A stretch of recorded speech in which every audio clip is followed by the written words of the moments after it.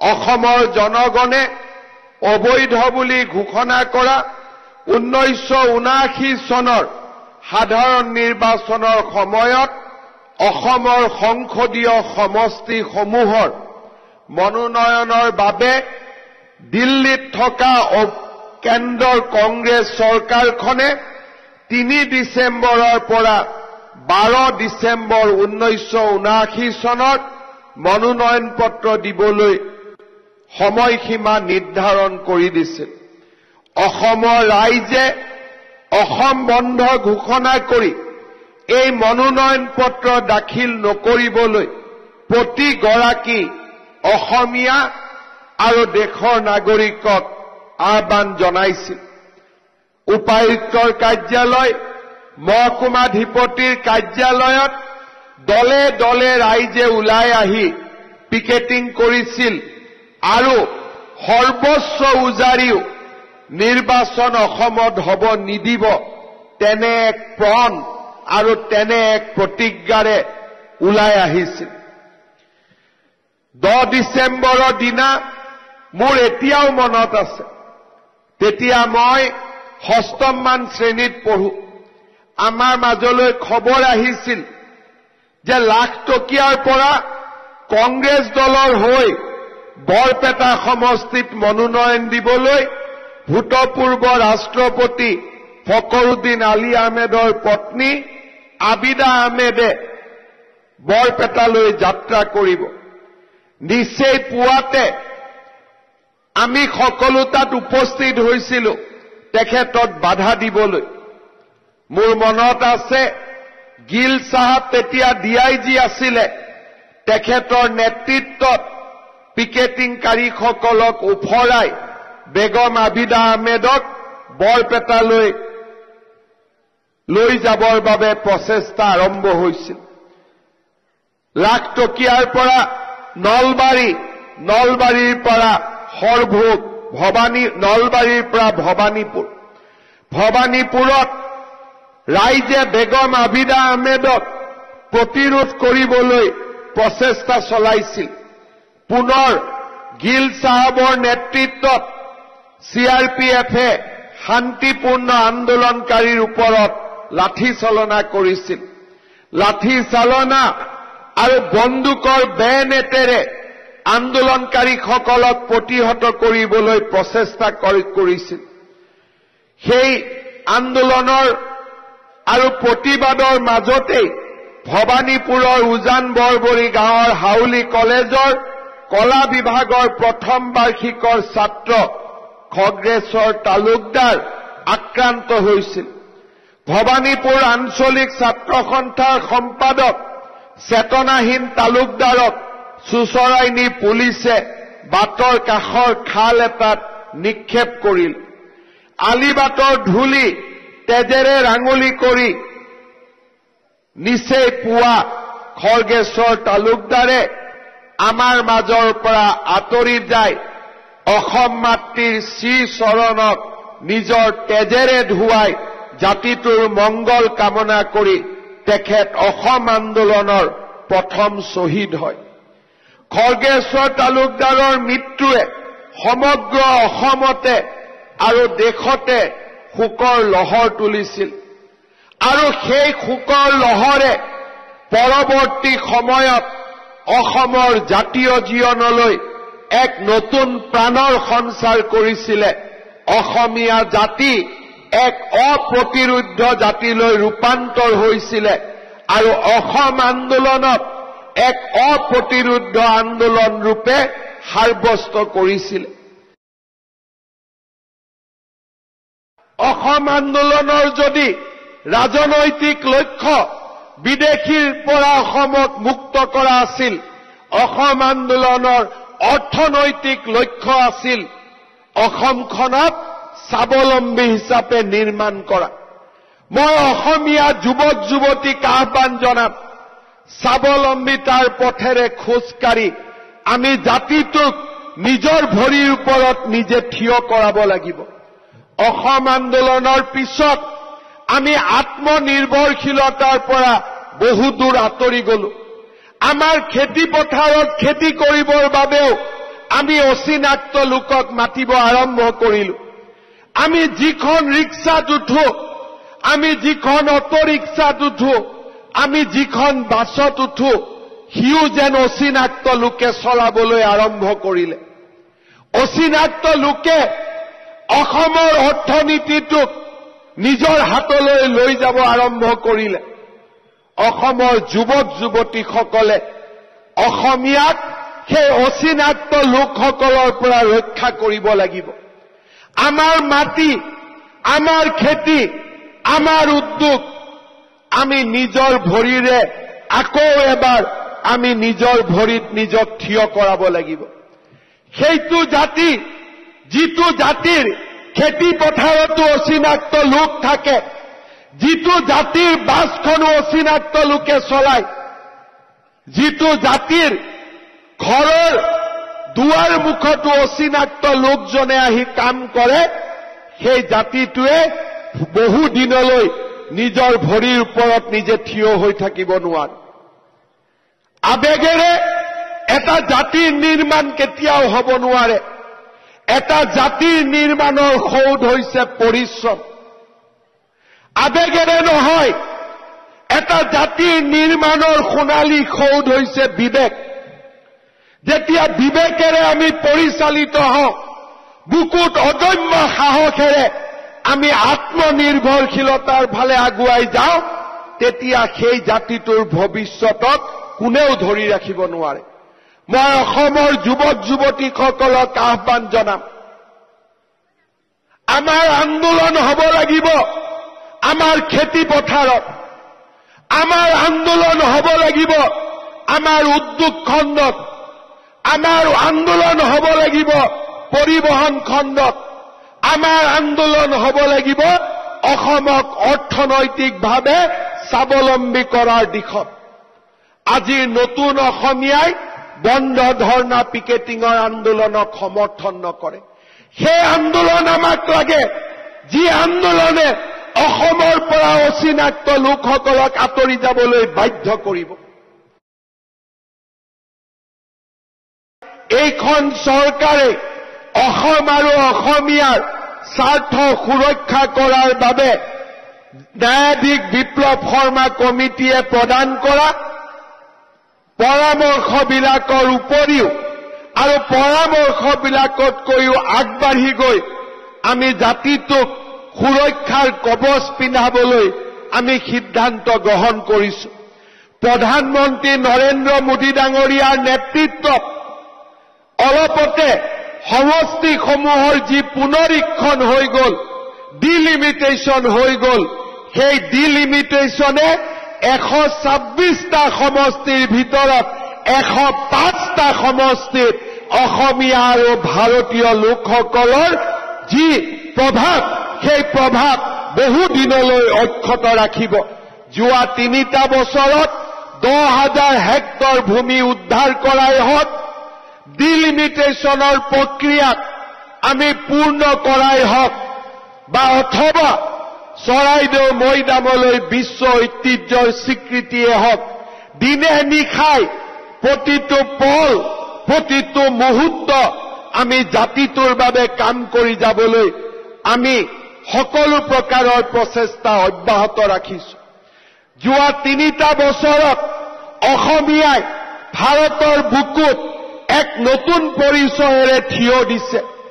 কৰবাত যদি আমি আমাৰ পৰিচয়ৰ বাবে ৰাজনীতি কৰিছো, যদি আমি আমাৰ আইডেণ্টিটিৰ বাবে কৰবাত আমি পলিটিক্স কৰিছো, তাৰ লগে লগে আমি বিকাশৰ কৰ্মযজ্ঞখনতো আমি নিজক নিয়োজিত কৰিছো।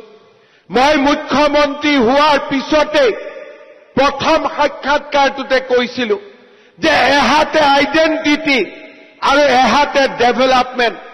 মোক সেই বিকাশ নালাগে যি বিকাশে অসমীয়াৰ অস্তিত্ব লোপ কৰিব, আৰু মোক তেনে বিকাশ, তেনে মোক পৰিচয় নালাগে যি পৰিচয়ে মোৰ জাতিটোক বিকাশৰ অগ্ৰগামী ৰাস্তালৈ লৈ নাযাব।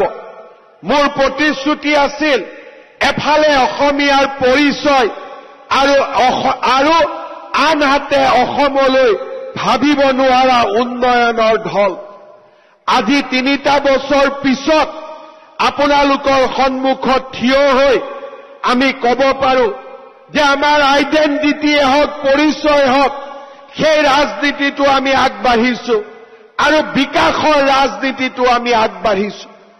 প্ৰধানমন্ত্ৰী নৰেন্দ্ৰ মোদী ডাঙৰীয়াৰ নেতৃত্বত আজি অসমৰ চাৰিওফালে বিকাশৰ ঢল। আজি বিকাশত অসম ভাৰতৰ শ্ৰেষ্ঠতম ৰাজ্য হোৱাৰ ফালে গতি কৰিছে। এচাম নতুন লোকৰ সৃষ্টি হৈছে, যিচাম লোকে পাহৰি গৈছে কাৰ প্ৰৰোচনাত, কাৰ গুলীত আৰু কাৰ দমনমূলক নীতিৰ বাবে 800তকৈও অধিক যুৱকে এই অসম ভূমিৰ পৰা আঁতৰি যাবলগীয়া হৈছিল। অসমক ভাল পাওঁ বুলি, অসম আৰু অসমীয়াৰ ভৱিষ্যত সুৰক্ষিত কৰিম বুলি এচাম দেশপ্ৰেমীকে আজিও আমি দেখা পাওঁ সেই অসম আন্দোলনৰ শ্বহীদসকলৰ হত্যাকাৰী কংগ্ৰেছ দলৰ ওচৰত নিলজ্জভাৱে আত্মসমৰ্পণ কৰিছে। তেওঁলোকে পাহৰি গৈছে যে সেই ইন্দিৰা গান্ধীৰ নিৰ্দেশতেই আজি আমাৰ অসমৰ পৰা 800জন শ্বহীদক অসমীয়াৰ বুকুৰ মাজৰ পৰা কাঢ়ি লোৱা হৈছিল। আজি তেওঁলোকে পাহৰি গৈছে যে সেই কংগ্ৰেছ দলৰ কাৰণেই আজি প্ৰতিটো দিনাই অসমীয়াই নিজৰ অধিকাৰ হেৰুৱাইছে। আজি অসমৰ 12খনতকৈও অধিক জিলাত আমি সংখ্যালঘুত পৰিণত হৈছো।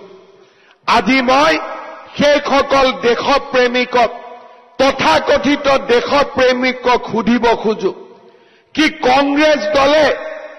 কংগ্ৰেছ দলে যোৱা স্বাধীনতাৰ পিছৰ পৰা অসমীয়া জাতিক দুৰ্বল কৰিলে, লোকপ্ৰিয় গোপীনাথ বৰদলৈয়ে যি আধাৰ নিৰ্মাণ কৰিছিলে সেই আধাৰক মষিমূৰ কৰি পেলালে। আজি সেই দলক শক্তিশালী কৰি আমি কাক দুৰ্বল কৰিব খুজিছো? আমি আমাৰ নিজৰ জাতিটোক দুৰ্বল কৰিব খুজিছো, আমি আমাৰ নিজৰ সমাজখনক দুৰ্বল কৰিব খুজিছো আৰু অসম আন্দোলনৰ সেই ঐতিহাসিক ত্যাগ আৰু ঐতিহাসিক আন্দোলনটোৰ যি আত্মা আছিল সেই আত্মাটোক আজি আমি পুনৰ হত্যা কৰিব খুজিছো। দেশপ্ৰেমৰ মূল্য কোনোবাই কাৰোবাৰ লগত বুজাবুজি কৰি চৰকাৰ গঠনতে শেষ হৈ নাযায়। চৰকাৰ গঠন কৰাৰ পিছতো মানুহে সাহসেৰে সৈতে অসমৰ শত্ৰুৰ বিৰুদ্ধে যুঁজিব লাগিব।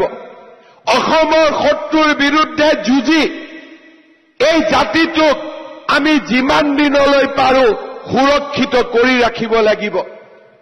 আৰু সেয়েহে হাজাৰ সমালোচনাৰ পিছতো আমি সাহসেৰে গৰু খুঁটিয়ে হওক, কচুতলিতে হওক, আমি অসমীয়া জাতিৰ সুৰক্ষাৰ বাবে আমি যিমান দূৰলৈ যাব লাগে সিমান দূৰলৈ যোৱাৰ বাবে আজি আমি প্ৰচেষ্টা কৰিছো।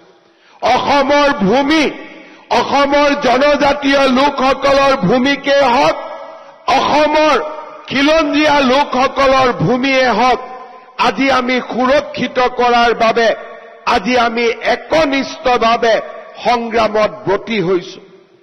মই বিশ্বাস কৰো আমাৰ অসমীয়া জাতিটোৱে যুঁজি যুঁজি আমি জীয়াই থাকিব লাগিব। আমাৰ চাৰিওফালৰ পৰিৱেশ সুৰক্ষিত নহয়। এচাম লোকে সেইসকল লোকৰ লগতে বন্ধুত্ব পতাৰ কথা কয়, এচাম লোকে সেইসকল লোকৰ লগতে মিতিৰালি পতাৰ কথা কয়, কিন্তু সেইসকল লোকক মই আজি আকৌ এবাৰ ক'ব বিচাৰিছো, শ্বহীদ খৰ্গেশ্বৰ তালুকদাৰ, শ্বহীদ ভূপেন ডেকাৰ তেজে আমাক সদায় প্ৰেৰণা দিব। সেইসকল লোকৰ বিৰুদ্ধে আমি যুঁজিম আৰু যুঁজি যুঁজি অসমীয়া জাতিয়ে জিকিব। আজি নহয় কালি অসমীয়া জাতিয়ে আকৌ এবাৰ জিকিব। তাক মই সেইসকল লোকৰ প্ৰতি মই সকীয়াই দিব খুজিছো। অসমীয়া লোকক মই ইজৰাইলৰ ইতিহাস পঢ়িবলৈ আহ্বান জনাম। মধ্যপ্ৰাচ্য আৰবৰ চাৰিওফালে এই দেশখনক মুছলমান মৌলবাদীসকলে আগুৰি ৰাখিছে। ইৰাণ, ইৰাক শক্তিসমূহৰ মাজত ইজৰাইলে কেইমুঠিমান লৈ প্ৰযুক্তি, বিজ্ঞান আৰু পৰিশ্ৰমৰ জৰিয়তে এক অভেদ্য জাতিলৈ নিজক ৰূপান্তৰ কৰিছে। মই অসমীয়া যুৱক যুৱতীক অনুৰোধ কৰিম, ইজৰাইলৰ ৰাষ্ট্ৰ গঠনৰ বুৰঞ্জী পঢ়ক। যি ধৰণে ইজৰাইল থিয় হৈ আছে, আমিও সেই ধৰণে থিয় হৈ আছো। ইজৰাইলৰ ৰাষ্ট্ৰ গঠন প্ৰক্ৰিয়াই আমাক সাহস দিব, আমাক শক্তি দিব, কেনেকৈ অচিনাক্ত লোকৰ মাজত থিয় হৈও নিজক দুৰ্ভেদ কৰিব পাৰি, অধেয় কৰিব পাৰি, সাহসী কৰিব পাৰি, পৰাজিত নোহোৱা এটা জাতি হিচাপে নিৰ্মাণ কৰিব পাৰি। ভাৰতৰ আটাইতকৈ সৰ্বোচ্চ সেনাক লাচিতে নিজৰ পৰম্পৰাগত অস্ত্ৰৰে পৰাজিত কৰিছিল। লাচিত আমাৰ প্ৰেৰণা, কনকলতা আমাৰ প্ৰেৰণা, শ্বহীদ খৰ্গেশ্বৰ তালুকদাৰ আমাৰ প্ৰেৰণা।